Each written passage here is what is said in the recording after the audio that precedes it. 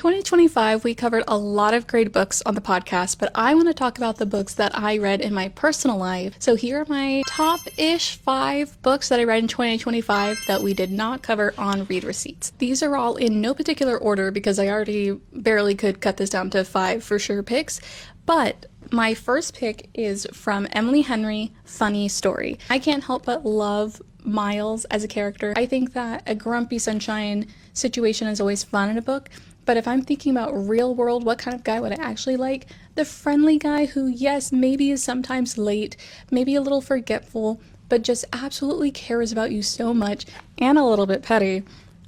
How can you go wrong? My next choice is more so to represent my favorite fantasy series, but if I had to pick one book from the series that I want to talk about, it is Heat of the Everflame by Penn Cole. I think it is such a fun journey. You see so much growth in the characters throughout the series, and it is very political, and I'm really excited to see where this series goes. It just was an easy read for me. Like, yes, this book is long, but I loved every moment of it. My next pick is surprisingly a nonfiction book, and it is Behind the Mirror, Inside the World of Big Brother by Taran Armstrong.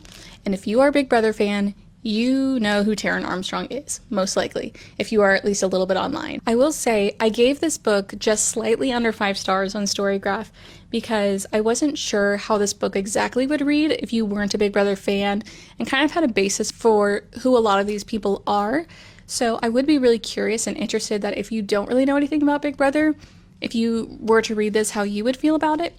I think, though, that it is still really interesting and still sort of a time capsule to American history in a way, in this very specific way. Now, for a couple of books that I don't have a physical copy of, the first book that I want to talk about is Out on a Limb by Hannah Bonham Young, and honestly a little bit of like a dream sequence because she's basically like, I need somewhere to live, kind of. And he's like, well, I already own a house, just live with me, and I already kind of am rich, you don't have to work. So does that play into it? Maybe. And my last book that I'm going to include here is If It Makes You Happy by Julie Olivia. Here's the thing. This is kind of one of those books where it's like, I feel like I'm really reading it for just the vibes.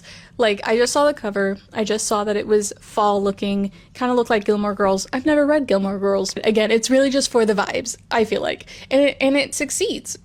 I loved it. I loved the vibes. I had a great time. So those are my top books from 2025 that we did not cover on the podcast.